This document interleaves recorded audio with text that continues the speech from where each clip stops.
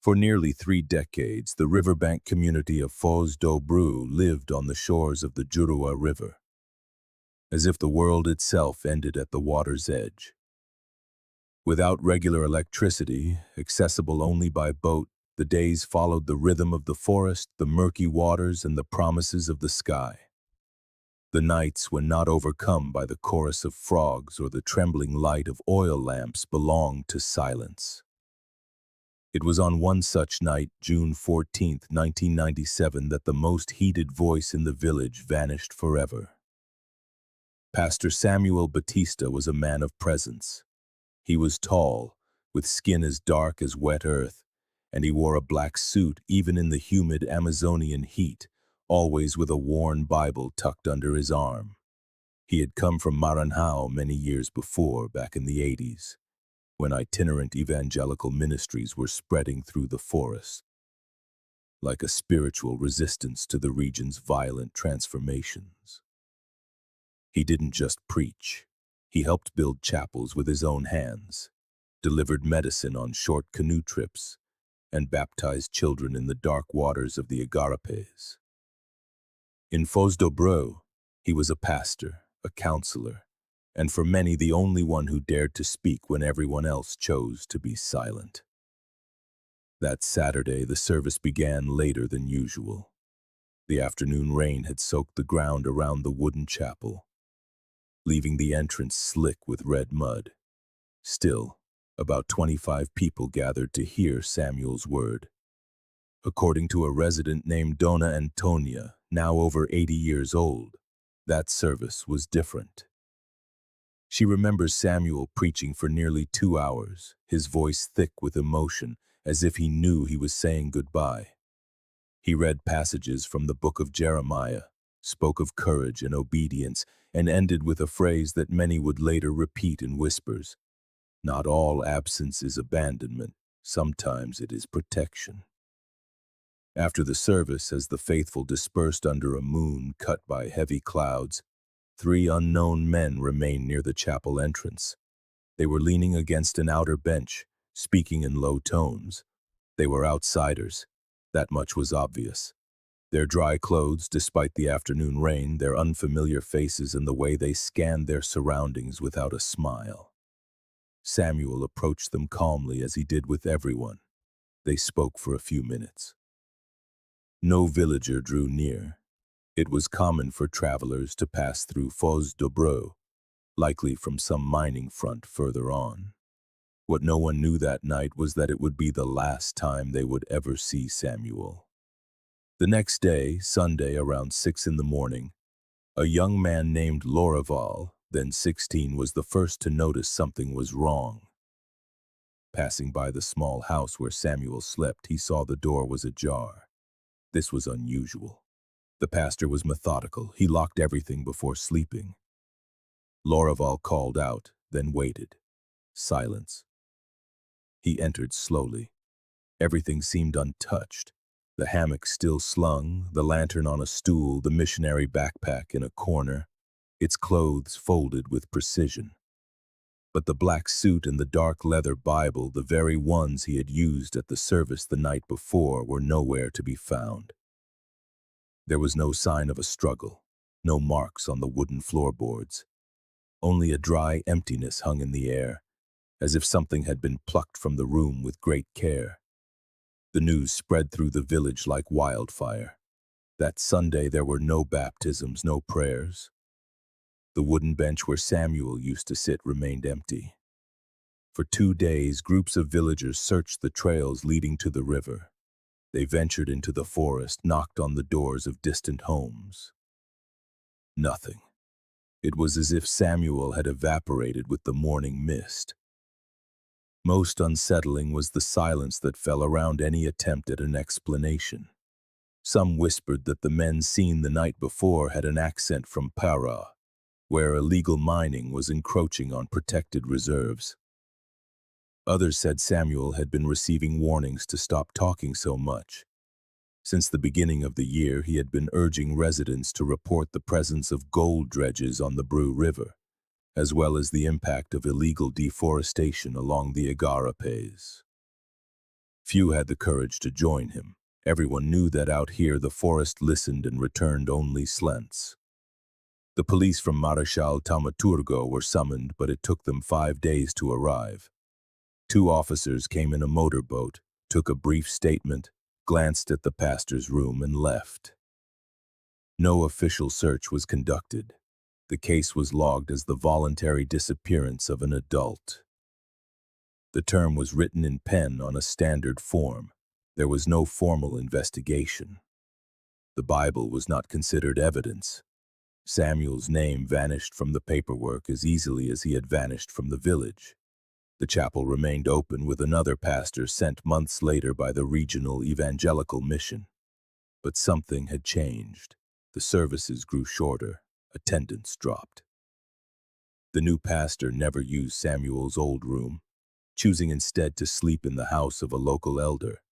In time, a new wooden structure was built for the congregation, and the old house was secured with a rusty padlock. No one spoke the pastor's name aloud anymore. It was as if the air itself had made a pact of forgetting with the forest. The clock that marked the community's routine ticked on. But one question lingered, unfinished, like a verse without an end. Where was Samuel? In the first few months after he vanished, the voice of Breu wavered between irrational hope and rational fear. Some believed Samuel had simply moved on, perhaps to evangelize even more isolated villages. Others, more skeptical, murmured that he had already crossed the line between the river and the land that does not speak. But no one said this in public.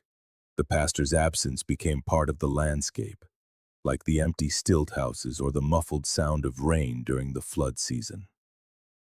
2 years later, in 1999, the wooden chapel where Samuel had preached his last sermon began to decay. The thatched roof leaked. The benches were rotting and the makeshift altar started to sag. The community leaders decided to build a new chapel, this one of brick, a little further from the riverbank. During the move, no one dared to completely dismantle the old structure. It remained standing, slightly crooked, its windows shut from the inside with Samuel's house beside it, now overrun by vines and dry leaves. The new pastor, sent by the same mission from Rio Branco, was younger and more reserved. He avoided commenting on the case.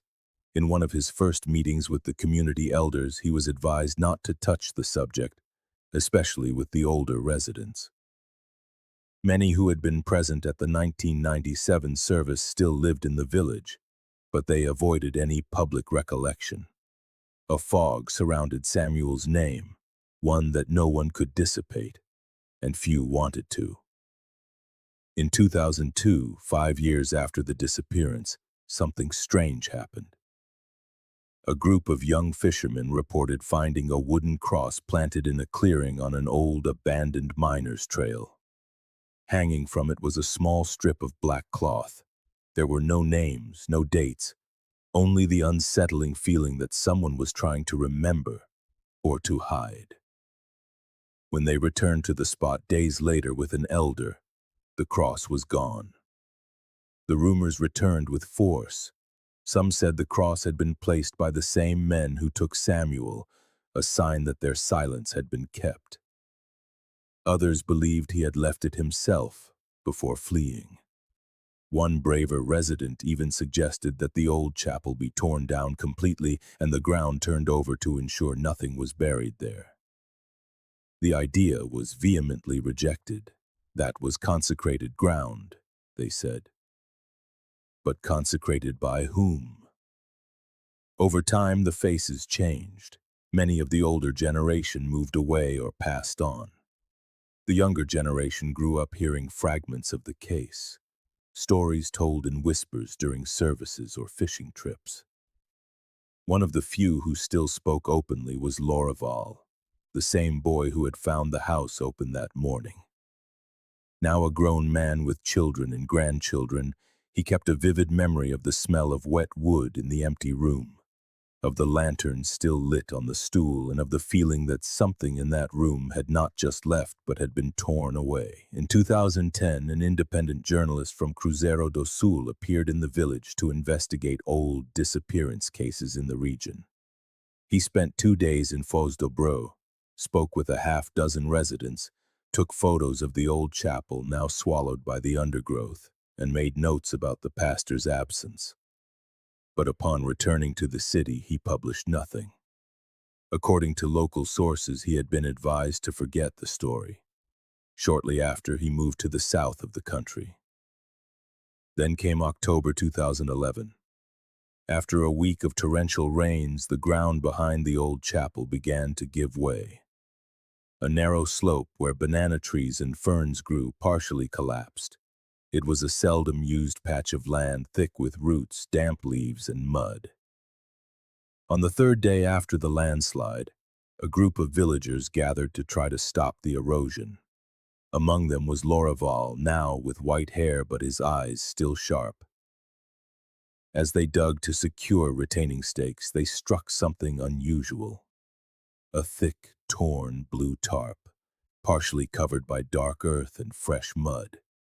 As they pulled at it, they saw something was inside.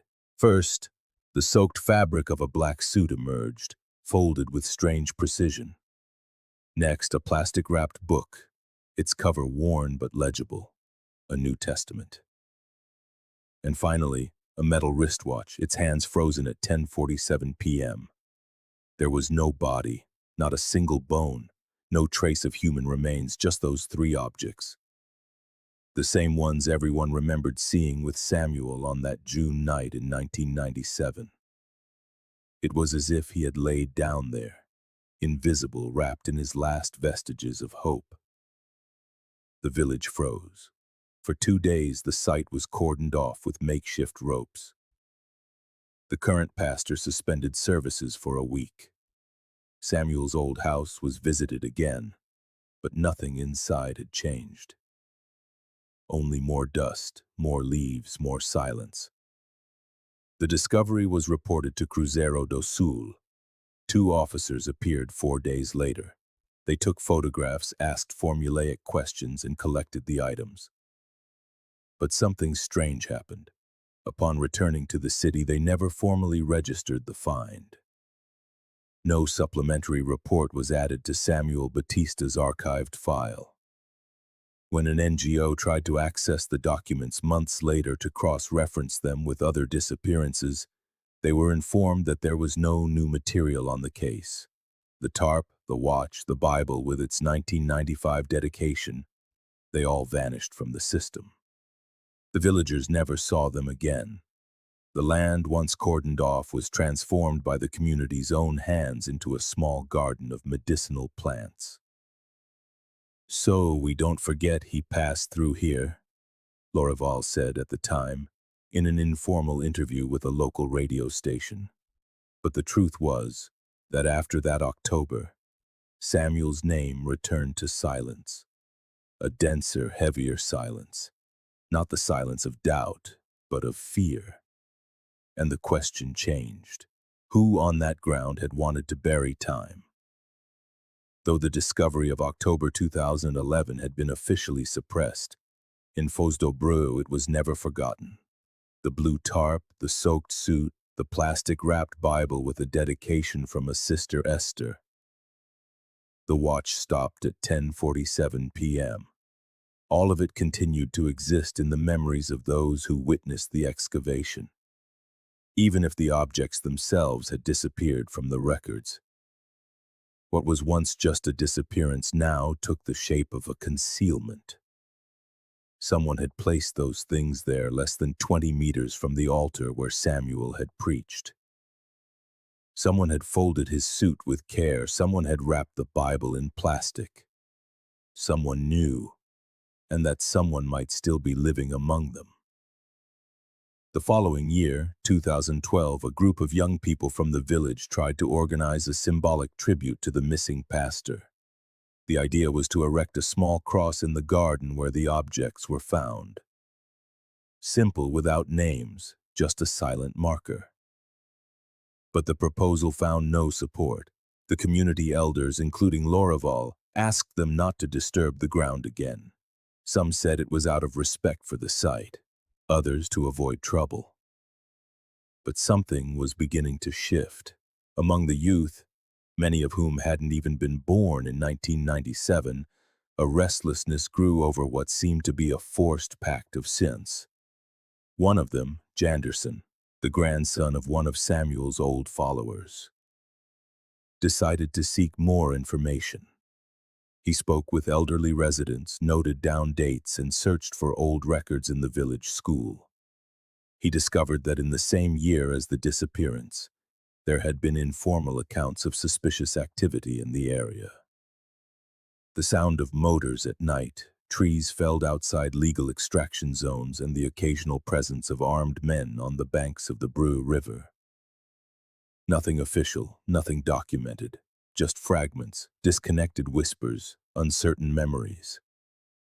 It was he who found the courage to go to Cruzeiro do Sul to try to see the records of Samuel Batista's case at the civil police station.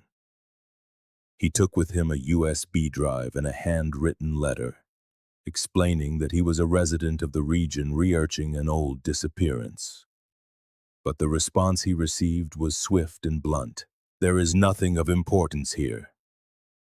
Only the initial 1997 report with no attachments, no subsequent updates, no mention of the 2011 discovery, no note of the officer's visit, nothing.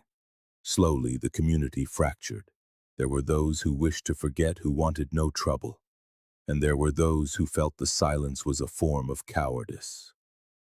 Samuel, after all, had always been known for speaking the words that needed to be spoken, no matter how unsettling, no matter how dangerous. In 2013, Janderson decided to organize a small oral history project.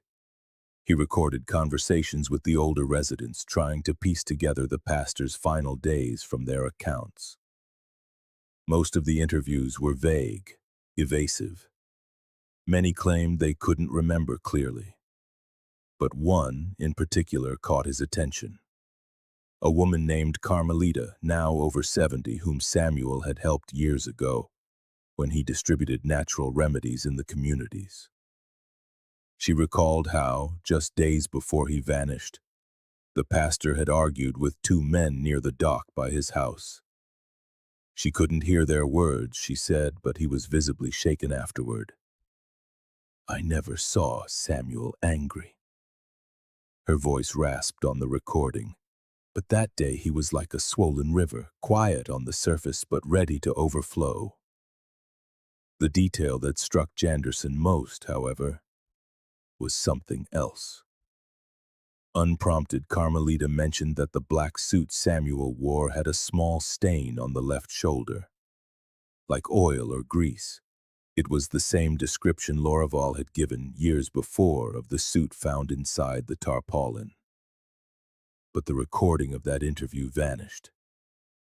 Janderson kept his files on an old laptop, borrowed from the school. One March morning he tried to turn it on, but the machine was dead. The hard drive had burned out. He lost not only Carmelita's audio, but all his interview notes as well. When he told his family, his mother offered just one piece of advice. "Son," she said, "some things are best left undisturbed." It was around this time that suspicions arose that the land behind the old chapel hid more than just the pastor's belongings. A farmhand named Rubem told a friend that while digging informally to plant cassava in that same plot, his hoe had struck something metallic buried deep. He didn't open the hole. He didn't persist. He said a chill ran down his spine, and he left. The ground was never touched again. Lorival, his health now failing, began to leave his house less and less. During a visit with Janderson on the wooden porch of the house where he had always lived, a phrase escaped him, one he immediately seemed to regret. "Some people know what happened," he murmured, "but to speak is to die a second time." The words echoed in Janderson's mind for weeks. He no longer knew if he should continue his search or respect the silence being imposed from all sides.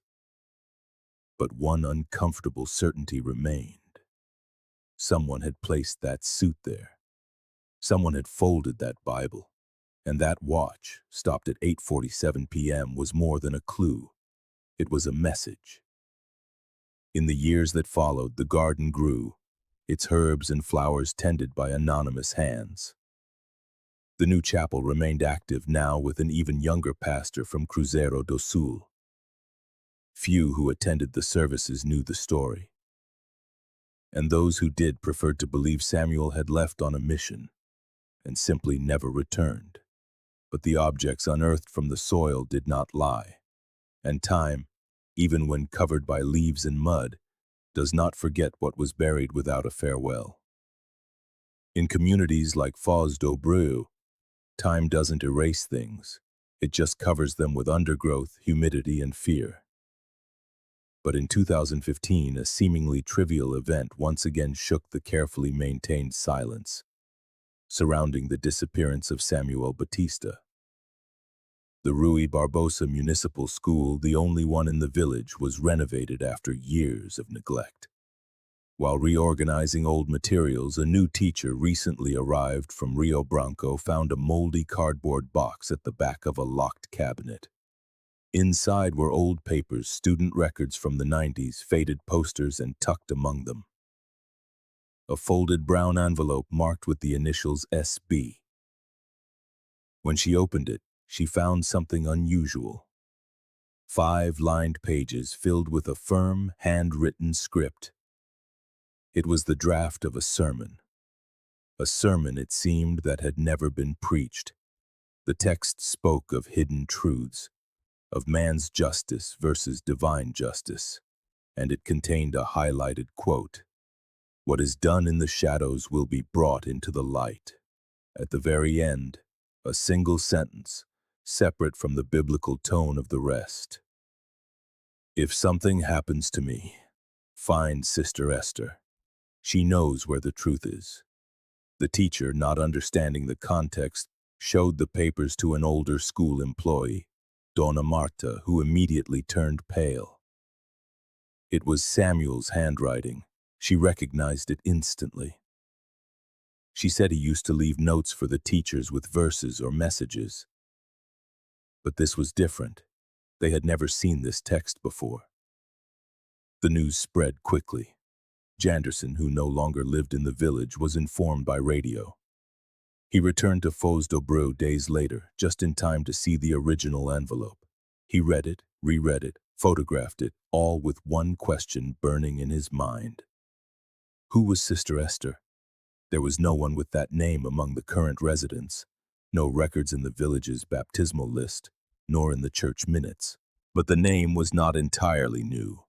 It was there in the dedication of the Bible found inside the tarpaulin in 2011. From that point on, the informal investigation took a new direction. Janderson began interviewing older missionaries in Cruzeiro do Sul. After many attempts, he found a retired couple who, in the 90s, had coordinated the logistics for mission trips to the Upper Jurua region. It was with them that Samuel Batista had come to Foz do Breu. And it was from them that in 1995 he had received the plastic-covered New Testament with the dedication. Sister Esther, they explained, was a woman who lived in a village a 4-day boat ride from Foz do Breu. A widow, a midwife, and a devout evangelical.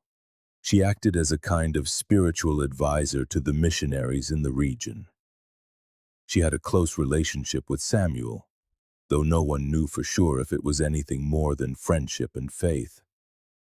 According to the couple, she had returned to her home state of Maranhão in 1998, after a great disappointment she never explained. Since then, she had vanished from the map. With the help of church contacts, Janderson managed to locate an address in Carolina, in the interior of Maranhão. It wasn't a certainty, but it was the only concrete lead he had. In December 20, he sought help from an NGO that protected defenders of the forest to fund the trip. He left a few days before Christmas with a backpack, copies of the papers found at the school and the Bible he had kept since he first documented the discovery years before. He arrived in Carolina on the 23rd. The house was simple, made of wood, with a small garden out front and clothes drying on a line. He knocked. The woman who answered looked to be in her 70s, her hair tied back with a floral scarf, her eyes holding years of silence. He introduced himself, showed her the papers. She stood quiet for a long moment. Then, without a word, she motioned for him to come inside. For hours they sat on the porch with 2 cups of lukewarm coffee between them. Slowly she began to speak. She said she had known Samuel when he was young, back when he helped with the church's social work, that he was a man of faith but also of courage, that he had confronted with words and prayers many of the powerful land barons in the Amazon region, that he was respected and feared, and that in 1997, weeks before he disappeared, he had sent her a letter, the only one she still kept. She went into her room and returned with an aged envelope. From it, she pulled a folded sheet of paper bearing the same handwriting as the unfinished sermon. The letter said, among other things, "If something happens, do not let them erase what we have planted. They will try to bury everything, even our names. But one day, someone will dig deep enough and they will find it." In the letter, Samuel mentioned 3 men who had come from the border who were pressuring residents, intimidating leaders, and trying to corrupt the community's youth. He spoke of threats disguised as donations and of a possible dossier he had stored outside the village. After he finished reading, Sister Esther looked at Janderson with an air of resignation. "You have already found more than I have in all these years, but be careful. Some things are buried so deep that when you dig them up, they come back biting." She handed him the letter. She said she no longer wanted to keep it, that she had done her part, that faith was what kept her alive, but the wounds of the past had never healed, and that Samuel had died, yes, but not in the way everyone thought. Janderson returned to Breu with the letter filled inside the Bible. He arrived in early January 2016 after nearly a month away. When he got there, he learned that Lorival had passed away on Christmas Eve. He was buried in the small village cemetery under a simple wooden cross, nameless, just as he had asked. Many said he took truths with him to the grave. Others believed he had finally found rest. But that same night, as Janderson opened the Bible and reread the letter, he noticed a detail he had missed before. On the back of the page, written in a smaller, hurried script, was one final sentence. "If anyone makes it this far, look for the second tarpaulin." The morning after reading the letter, Janderson had not slept. He spent the night rereading every line, noting the expressions, the clues, the strange terms. The phrase on the back, "Look for the second tarpaulin," echoed like a summons, but also a warning. He knew he couldn't share this information immediately. Even after so many years, Breu was still a village of invisible walls where words could be traps. Even those who had supported him in his youth now walked more slowly, spoke less, and trusted even less. In the first days of January 20, he began to watch the area behind the old chapel more closely. The makeshift garden was still in bloom, maintained by discreet hands. A few children played nearby, unaware of the weight that ground carried. Janderson noticed a pattern. For the past few years, there was always someone near the plot, weeding, sweeping, watering. It was as if the place was being watched, even if it didn't seem so. A kind of care that wasn't just affection. It was control. He sought out an old acquaintance, Batista Filho, a villager and the grandson of the first mason who helped build the old chapel. Janderson feigned an interest in reconstructing the area's original layout, claiming he was planning to write an article on riverside religious architecture. Batista, unsuspecting, brought him a crumpled copy of his grandfather's sketch. The map showed the chapel, the pastor's house, and the land behind it. But there was an odd detail. In the bottom right corner, marked in pencil, was a note. Second compartment, external use. Janderson asked what it meant. Batista explained that, according to his grandfather, it had been an early idea. To build a storage shed out back for tools, tarps, stakes, and planks for emergencies. But the space was never officially used. The soil was poor, waterlogged. The foundation remained only a plan on paper. It was then that it all made sense. The second tarpaulin was perhaps not a lost object, but a reference to a place, a second separate space behind the chapel. And according to the sketch, this space was about 10 feet from where the first tarpaulin had been discovered in 2011. Janderson waited 3 weeks. He watched the hours when the garden was empty. He planned to dig alone. In February, on a sweltering night, he put his quiet plan into motion. He went out with a small shovel, a machete, and a flashlight. He moved silently. He chose a spot away from the center of the garden, near the edge, where the plants grew with more vigor, as if something below was feeding the soil. He began to dig at 2 in the morning. The earth was damp, heavy, and thick with roots. After nearly an hour, just a few inches down, his shovel made a hollow sound. He cleared the mud with his hands. It was a thin, nearly rotten plank of wood. Beneath it, pressed down by the earth, was a bundle, a dark tarpaulin tied with sisal rope in an advanced state of decay. He froze. He didn't know if he should open it right there. He didn't know if it was safe. He decided to rebury what he'd found and return later when he was calm. At dawn, he went back to the spot, pretending to gather leaves from the garden. No one noticed. The following night, he returned, this time with a plastic box. He carefully removed the tarp, cleaned off the dirt, wrapped it up, and took it home. What he found inside was not what he expected. The tarp was wrapped around an old leather folder, the kind used by public officials in the 80s. Inside were laminated papers, a small black-covered notebook, and 2 faded black and white photographs. The papers were notes apparently written by Samuel. Tables, schedules, names of places and routes on the Breu River. References to outboard motors, illegal barges, fuel brands, and specific dates between 1995 and 1997. Some names were circled: Domingos, Portela, Cicero, PZ. Next to one of them, a sentence. Received 5,000 to keep quiet. Witness. The notebook contained records of meetings, conversations with local leaders, and reports on violent resource extraction, coercion of fishermen, and even a quote from an elder that Samuel had transcribed. These men have no God. They only have haste. The photographs were the most shocking. They appeared to show mining barges in operation very close to the village's edge. In one of them, 3 hooded, armed men stared into the camera's lens. It wasn't clear if they were aware they were being photographed or if they were posing for it. Behind them, a large engine bore the inscription PZ-94.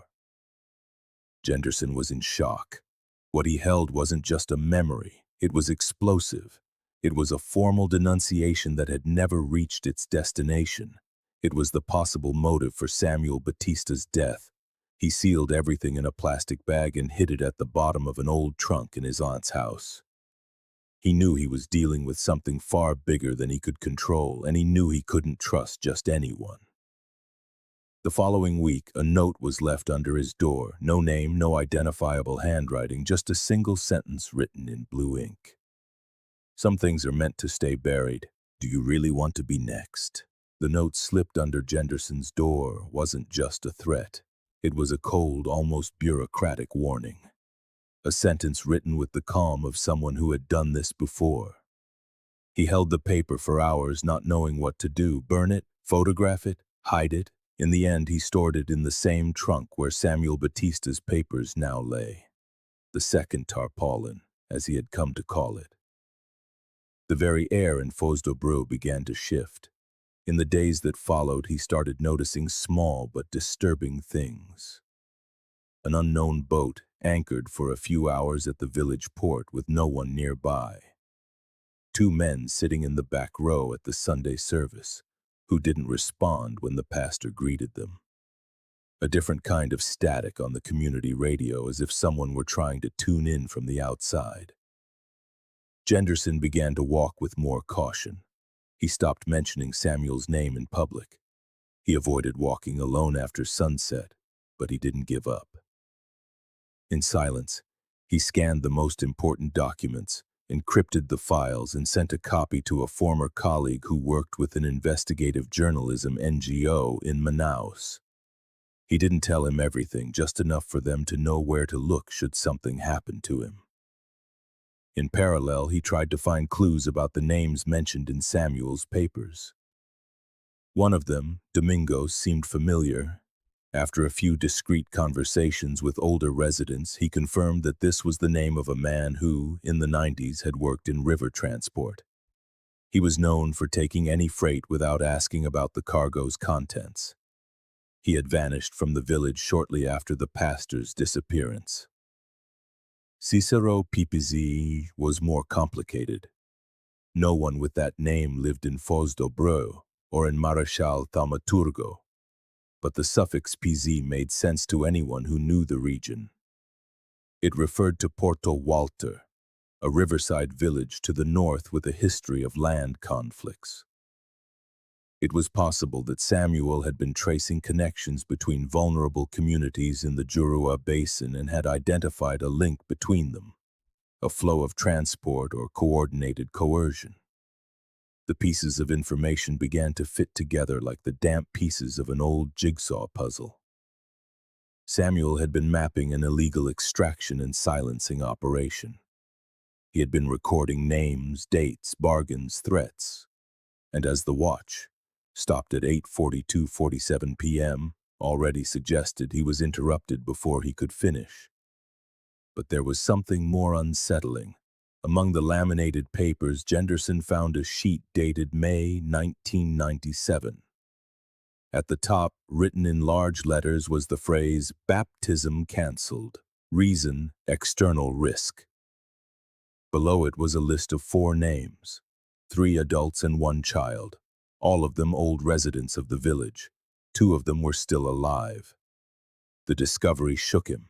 It meant that Samuel knew he was being watched even before he disappeared, and that he had decided to protect others before protecting himself. One of those names belonged to Donna Casilda, a woman now nearly 90 years old who rarely left her house. Jenderson went to her, bringing fruit as an excuse, and offered to fix her porch roof. During the visit, he mentioned the baptism of 1997, and she froze.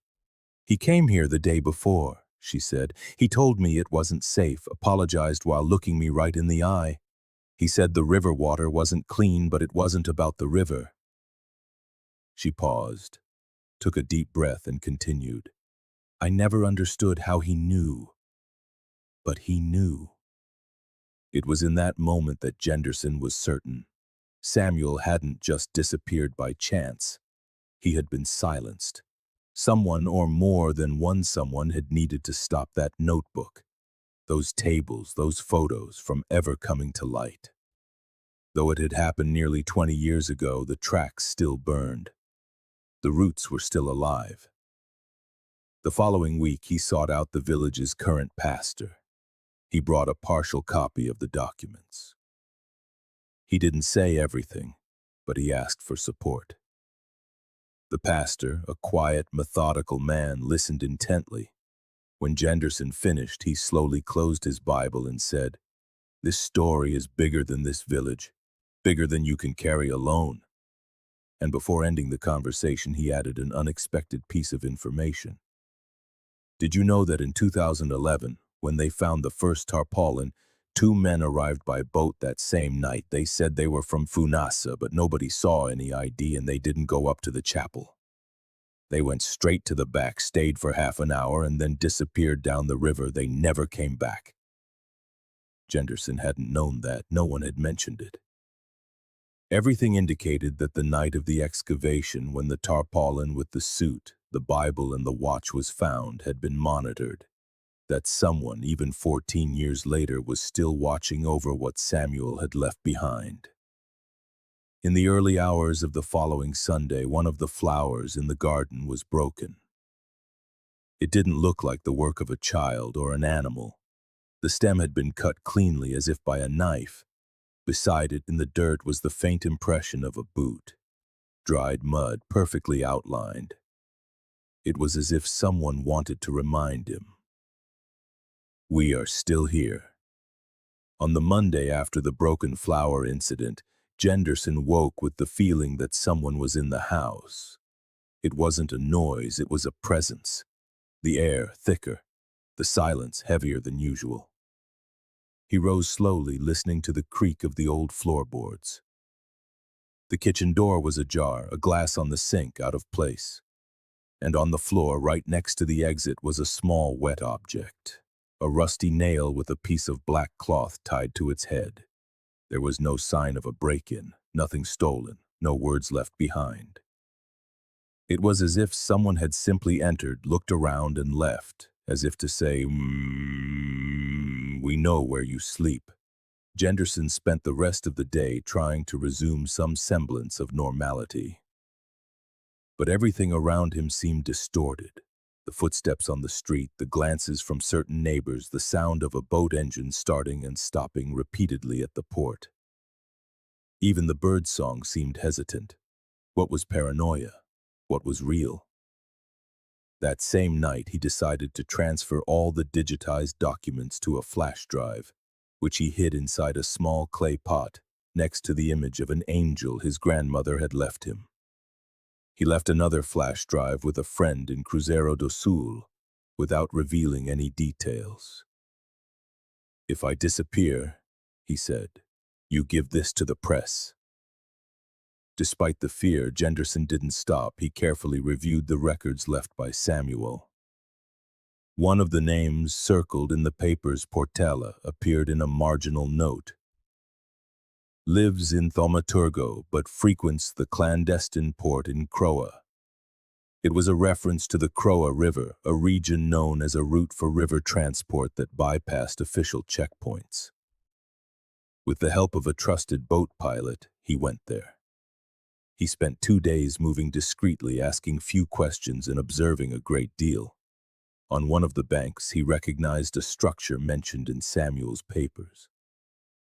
An old, decommissioned extraction barge, stranded on a sandbar, rusted walls, pieces of a dismantled engine, and burn marks along its side, as if someone had tried to erase the past with fire. Jenderson took photos, logged the position on his GPS, and returned to the village. On the way back, he received a message on the radio. Jenderson, someone's looking for you. A man, been in the village since yesterday, won't give his name, just asks for you. It was Batista Filho on the other end of the line, and his voice was trembling. When he reached Foz do Breu at dusk, Jenderson went straight home. No one was waiting for him, but a new note was there, folded under the door. It was the same brown paper as before, the same firm handwriting. You're going too far. The last person who did this ended up as part of the earth. Don't insist. There were no more doubts. Someone was watching him constantly, and this someone had deep, probably old roots connected to the same scheme Samuel had tried to expose. People who knew the region well, who perhaps had silent support within the village itself, or even within the church. That night, Jenderson slept poorly. He dreamed of the old chapel. He dreamed of Samuel Batista sitting on a wooden pew, his suit soaked, the Bible open on his lap, and his face invisible, turned towards the forest. In the background, the sound of a boat engine starting, and then silence. He woke with his face slick with sweat, as if he had crossed the river in his sleep. In the following days, he discreetly withdrew. He stopped attending services, changed his routines, but remained vigilant. He revisited the house where Samuel had lived, now locked with a new padlock, but still standing firm. He asked the current church leadership for permission to enter, under the pretext of organizing historical archives. They agreed. He spent 2 hours inside, searching for any trace that might have been overlooked. At the back of a drawer, he found something. A page torn from a book with handwritten notes. It was a verse from Ezekiel chapter 33. His blood will be required of him. The sentence was underlined and beside it a name written in pen. Esther, deliver this paper if I don't return. It was the final piece that confirmed what everyone feared but no one dared to say. Samuel knew he was a marked man, and he had prepared every step, every clue, with the patience of someone who understood that his absence would have to speak for him. Leaving the house, Jenderson looked at the land behind the chapel, now overgrown with tall weeds. A child ran past, a dog dug near the fence, and he felt for the first time a chilling certainty. Not everything was buried, but everything that remained was waiting for someone. After weeks surrounded by fear, Jenderson decided to leave the village for a while. He left Breu at the end of March 20 under the pretext of visiting relatives in Cruzeiro do Sul. In truth, he needed to breathe, to understand how far he was willing to go and whether the truth he carried was truly revealable or if its weight was, in itself, a condemnation. In his backpack, he carried the copy of the documents from the second tarpaulin, Samuel Batista's letter addressed to his sister Esther, the fragment of the sermon never delivered, and the anonymous notes he had received.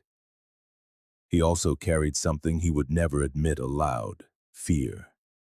Fear of no longer being able to distinguish what was memory, what was evidence, and what was a threat disguised as a recollection. In Cruzeiro do Sul, he sought out a local journalist with whom he had spoken briefly years before, the same one who, in 2010, had tried to investigate Samuel's case and had been discouraged. The man, now older and retired, received him with suspicion but agreed to listen. For nearly 3 hours, Jenderson laid everything out. He showed documents, photos, audio clips, and the fragments he had pieced together over the last few years.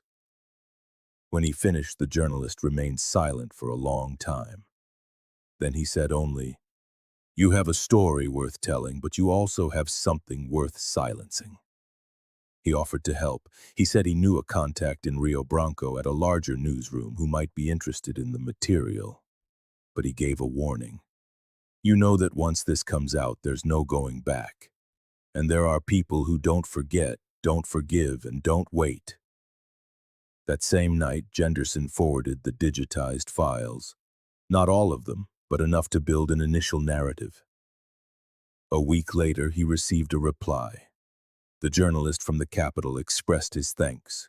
He confirmed his interest but asked for time to investigate and guaranteed confidentiality. While he waited, Jenderson remained in Cruzeiro do Sul. He avoided contact with anyone from the village. He stayed in cheap boarding houses, walking little and observing much. It was during this period that he happened to meet a retired FUNASA employee who had worked on health initiatives in the Juruá region in the late 90s. During a casual conversation in a market, he mentioned Foz do Breu. The man's brow furrowed. That place had a strange incident in the 90s. One of our people was sent there to give vaccinations and never came back. They said he got lost in the river, but his boat turned up, tied up neatly. I never bought it. Jenderson asked for the date. The man hesitated, then answered, "It was in June, I think 97. The detail was almost suffocating. It was the same month, perhaps even the same week, that Samuel had disappeared. Was it a coincidence? Or part of something larger? More silent? Returning to the village after that seemed inevitable. At the end of April, Jenderson went back to Foz do Breu. He arrived in the late afternoon with a light rain falling on the river. The village looked the same, but he knew it was not. The eyes that watched him, the footsteps that halted as he passed, the whispers that died in the distance. It was as if the place itself knew he had returned changed, that he carried things that no longer belonged here. He went straight to his aunt's house. The pot where he had hidden the flash drive was in the same place, untouched. That calmed him for a few hours. The next morning, as he walked through the garden behind the chapel, he noticed something new, a small wooden plaque driven discreetly into the earth beside the basil patch. It was simple, bearing no name, just a single word he recognized as an old signature Samuel used during services. Atalaya. Watchman. No one claimed to have placed it there, but someone knew. Someone was still tending to that absence like a fire that could not be allowed to die, a spark hidden beneath soil and time. Janderson sought out the pastor, showed him a photo of the plaque, and asked if it was a tribute. The pastor denied it. He said he'd also seen it that morning while watering the plants, and thought it best not to disturb it. Some silences are not born of fear, but of respect. For Janderson, however, it was the opposite. This silence was complicity. It was fear cloaked in reverence. It was the certainty that, for many here, Samuel Batista was more useful as a myth than as a man. Safer as a memory than as a revealed truth. That Sunday night, Janderson did something different. He sat alone on a bench in the old, now shuttered chapel and read aloud as if delivering a sermon. What is done in the shadows will be brought into the light. He was overheard by two men passing in the distance. One turned his face away, the other paused for a second, then they both walked on. Neither of them smiled. The next morning, the bench where he had sat was scarred. Someone had carved a word into the backrest with a blade or a knife. A single word. Stop. But Janderson did not stop. In the week that followed the word carved into the chapel bench, Janderson began to live as if he were being followed. Because he was. It was not just paranoia. The patterns of movement around his house had changed. Men he had never seen before now loitered near the church, feigning work or watchfulness. Boats passed more slowly before the small village pier. At certain hours of the night, the brief crunch of dry footsteps on the leaves in his yard replaced the usual silence. But what frightened him most was not this. It was realizing that little by little, even those close to him were beginning to avoid him. Donna Marta, the school employee who had helped identify Samuel's sermon, no longer returned his waves. Batista Filho refused to meet with him twice. And his own aunt, with whom he lived, began to say things like, "Maybe it's time to let this go, son. Not everything needs to be dug up." It was as if they all knew he had gone too far and feared that the fire he had rekindled might spread. Even so, Janderson persisted. Each day he revisited some detail. He listened again to the audio he had recorded with the oldest residents. He reread Sister Esther's letter. He was trying to decipher something that might not even be there, like someone searching for a key to an already open door, but nothing new emerged. Only repetitions, only the echo of a name that had ceased to be spoken for decades. Until one Sunday evening he heard the doorbell. No one rang doorbells in Foz de Breu. When he opened the door, a woman was on the porch, dark-skinned, with graying hair, dressed in simple clothes. She carried a bag and an envelope. "Are you the young man looking into Pastor Samuel?" He nodded. She entered, sitting down slowly. She did not give her name, but explained she had arrived in the village 2 days earlier from a smaller community upriver. She said she was a distant relative of one of Samuel's old followers, and had been keeping an envelope since 1997, delivered to her with clear instructions. The envelope was sealed with wax, darkened by time. Inside, a sheet of notebook paper was folded several times with a single sentence written by hand. "If the Bible appears, go back to the last place he preached." It was vague, cryptic, but Janderson understood. The reference could only be to the old chapel, not the new one where services continued, but the wooden one, now condemned, overtaken by weeds and memory. It was there in that abandoned structure that Samuel had preached for the last time. It was from there that he had left and never returned. The next morning, Janderson went back to the old chapel. He brought only a flashlight, a notebook, and the plastic-covered Bible, the one with Sister Esther's dedication. He entered carefully. The air was heavy, the smell of mold and rotting wood invading his nostrils. Light filtered through thin cracks between the planks. The bench where Samuel used to sit was still there, though crooked and eaten away by time. He sat down. He looked at the makeshift altar. Beside it, a small shelf rested against the wall. On impulse, he moved the shelf. Behind it, secured to the wood with electrical tape, was a yellowed paper covered in dust. It was a list of names he did not recognize and two he knew very well. Portella was there, Cicero, Pezze as well. But what turned his blood to ice was another name, further down, underlined. Josias Batista. It was the name of the village's former pastor, the one who had replaced Samuel just months after his disappearance. Janderson didn't remember him. He had been a child at the time, but he had heard him mentioned. They said he was quiet, discreet, and that he spent less than 2 years in Foz do Breu before returning to Rio Branco. He never came back. No one ever explained why. The pieces began to fall into place on their own. The replacement had arrived too quickly. The church had never made any mention of searching for Samuel. The services had continued as if nothing had happened. And part of Samuel's documents, as the papers from the second TARP suggested, had been handed over to the regional leadership, probably into the wrong hands. Leaving the chapel, Janderson felt something he couldn't name. It wasn't fear, it was a dry, hollow sensation, as if the truth was already before him. But it no longer mattered, because no one wanted to listen, because the system built around that silence was bigger than he was. That night, writing in his notebook, he jotted down a sentence he didn't know the origin of. The village didn't forget Samuel. It just learned to survive without him. That was it. Foz do Breu wasn't an accomplice. It was a survivor. It had learned to be silent so it would not bleed. It had learned to pretend Samuel had simply left, because to admit otherwise would mean rising up and paying the price. Janderson understood then that the truth was not enough. What was needed was collective courage, and the village so far did not have it. Janderson spent the next week locked inside his house.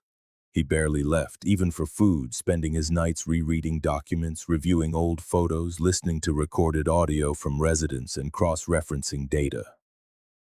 The list found behind the chapel shelf now seemed like the final piece of a puzzle no one had ever wanted to assemble. The presence of Josias Batista on that list stirred something deeper. It was as if he were the bridge between faith and fear, between institutional omission and Samuel's disappearance. A man placed exactly where he was needed, to maintain calm, to empty questions of their power, to control time until everything faded naturally. Janderson decided to investigate further.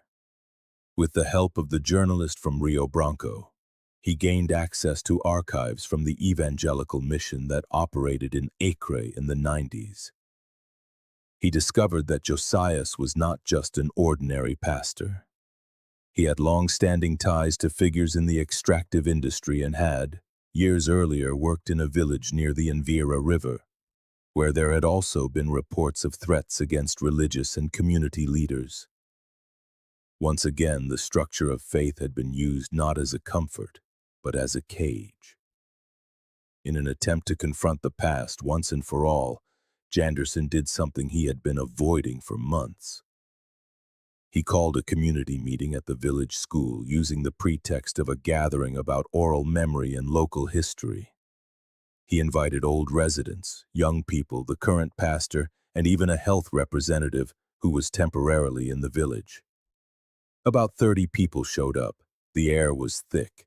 He opened the meeting with old images of the chapel. He showed a black and white photo of Samuel Batista, perhaps the last one taken before he disappeared. Then he slowly went through the documents found in the second tarp, the photos of the illegal barges, Sister Esther's letter, and finally the list with Josias Batista's name. No one interrupted, but no one reacted either. Gradually, faces grew more tense, gazes were averted. When he mentioned the name Josias for the third time, a middle-aged woman at the back of the room, known for being discreet, stood up. She spoke with a firm voice. "That man had lunch in my house twice. The second time he asked me not to mention Samuel's name anymore. He said it caused division, that God wanted peace." The room fell silent. It was the first public confirmation that Samuel's replacement had watched, guided, and suppressed. Not with direct violence, but with the weight of words that dress fear in the robes of religion. Janderson felt that this could be the breaking point, but no one else spoke. After 10 minutes, they began to disperse one by one, without discussion, without shouting, only with the slowness of people carrying a burden too old to be spoken aloud. The next morning, Janderson found an envelope under the school door. Inside was an enlarged photo of Samuel's watch, found in 2011, with the time stopped at 8:47 p.m., and a note in pen written in a hand he didn't recognize. The second tarp was not the last. Was it a statement, a threat, or a clue? The sentence was direct. Someone, perhaps the same person who had been following him in silence, was indicating that there was still more. A third stage, a third excavation, a third point buried in history? The idea seemed absurd, but as he reviewed the sketch of the chapel, he remembered something he hadn't considered before. A small space marked on the map with the letters AR. According to Batista Filho, that section was designated as a refuge area, a place with tools, tarps, supplies, and extra Bibles for missionaries in case of flood or attack. It was common in vulnerable villages. This space had never been officially built.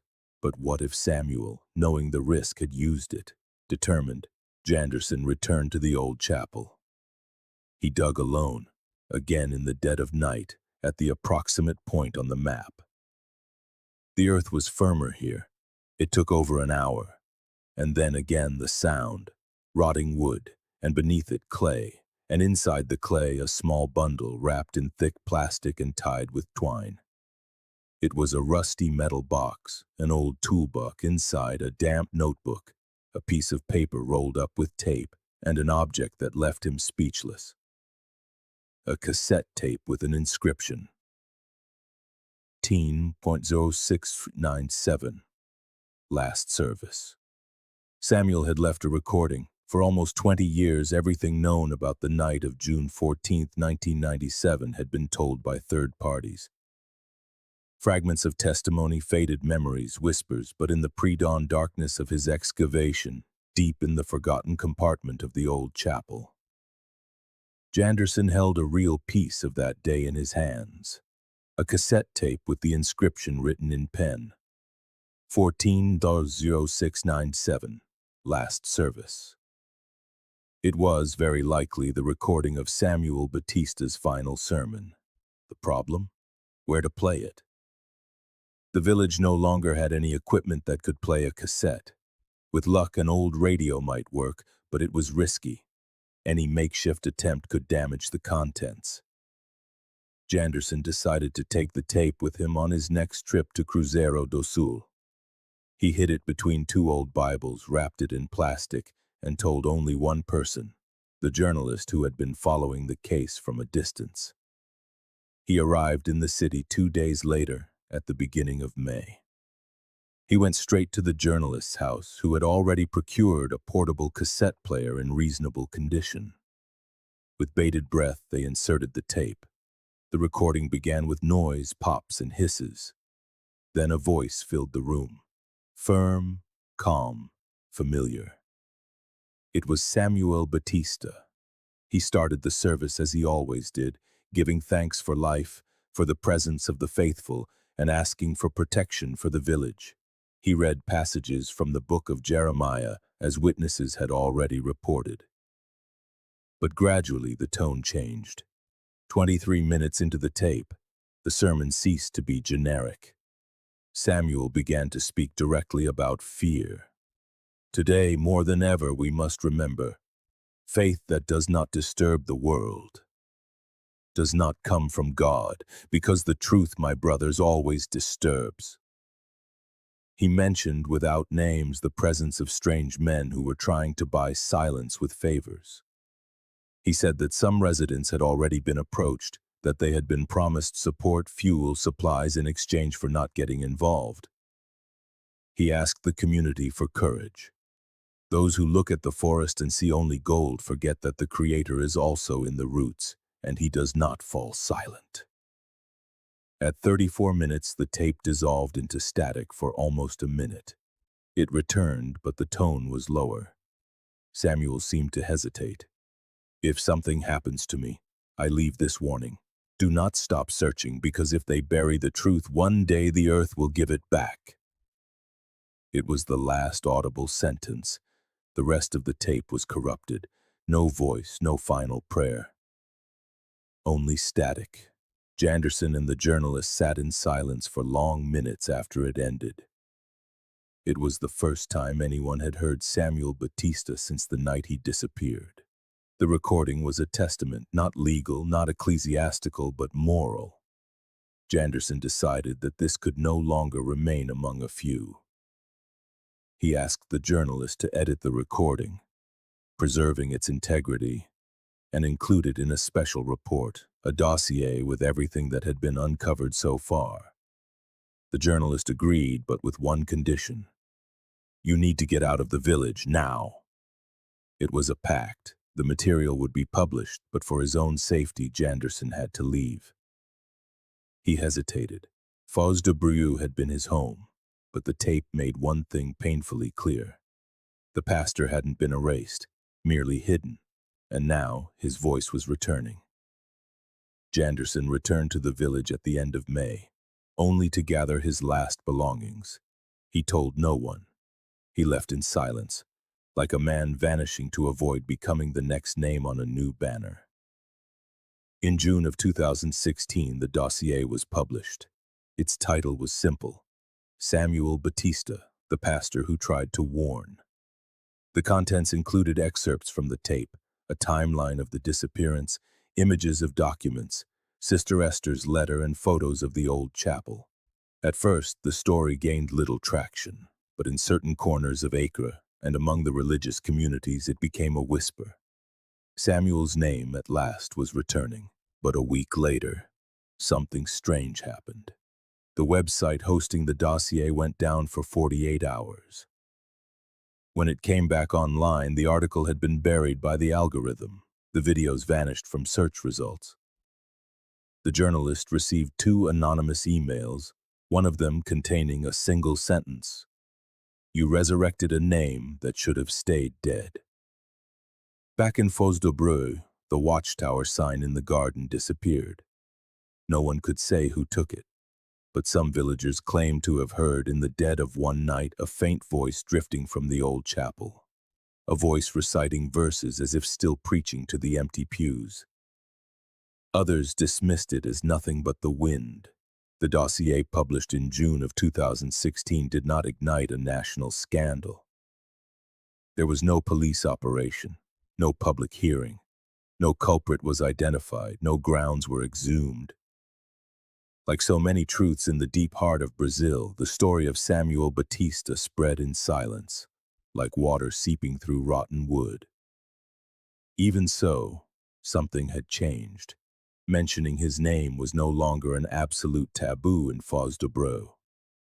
Slowly, and only among the younger generation, attempts were made to reclaim his story. A group of students from the local school created a mural with phrases of resistance and courage, among them the pastor's most repeated words, "If you bury the truth, one day the earth will give it back." But not everyone was pleased. The mural was vandalized twice in the following weeks. The school's principal, whose father had been a community leader at the time of the disappearance, asked them to avoid stirring up the past. The watchtower sign removed from the garden was never seen again. And the pew where Janderson used to sit in the old chapel was dismantled and used for firewood. In October of 2016, a human rights NGO published a report based on the findings of Janderson and the journalist. The document detailed the connections between Samuel, the threats from illegal logging groups, the names circulated in the papers he had left behind, and the disappearance of another health worker around the same time. The case was formally reopened by the State Public Defender's Office, only to be archived shortly after for lack of evidence. The tape with Samuel's voice, digitized and edited, was made available online for a brief period. It was then removed at the request of religious representatives, who claimed the material was taken out of context. Only unofficial copies circulated in private groups. Janderson never lived in Foz de Breu again. He moved to Manaus, where he now works as a social educator in marginalized communities. He rarely speaks of Samuel, but he keeps all the papers, audio files, objects, and memories in a small locked box. On its lid, a single sticker reads, "This story is still mine." 2 years later, in 2018, a foreign missionary visited Foz de Breu. He reported that upon entering the old abandoned chapel, he found a Bible open on the pulpit. It was turned to the page of Ezekiel 33. The very same verse Samuel had marked before he vanished. There was no one in the chapel, no footprints, no explanation. But that day, the missionary gave a short sermon. He said only this, "And this village still carries more than it can confess." Then he left and never returned. Today, the old chapel lies in ruins. The new brick church remains active, but Samuel's name is rarely spoken. His face does not hang on its walls. No service is held in his honor. His body was never found. But on certain nights when the river is low and the air grows cold, some residents say the garden where the first banner was found gives off a different scent. Of damp earth, old cloth, and the pages of an ancient book. It is as if he is still there, not as a ghost, but as a memory, as proof, as a vigil. Samuel Batista did not disappear. He was erased, and the only thing that remained was the slung that the forest still carries. As if it knows everything, but only speaks to those who are not afraid to listen. If this story has moved you, it is because you too feel the weight of these silences. Silences that swallow lives, memories, and truths that never reach the surface. Subscribe to the channel. Share this video with those who also believe that every disappearance deserves a name, a story, and an ending. Here, every absence is remembered as if it were still alive. The story of Samuel Batista ends here, but its echoes do not.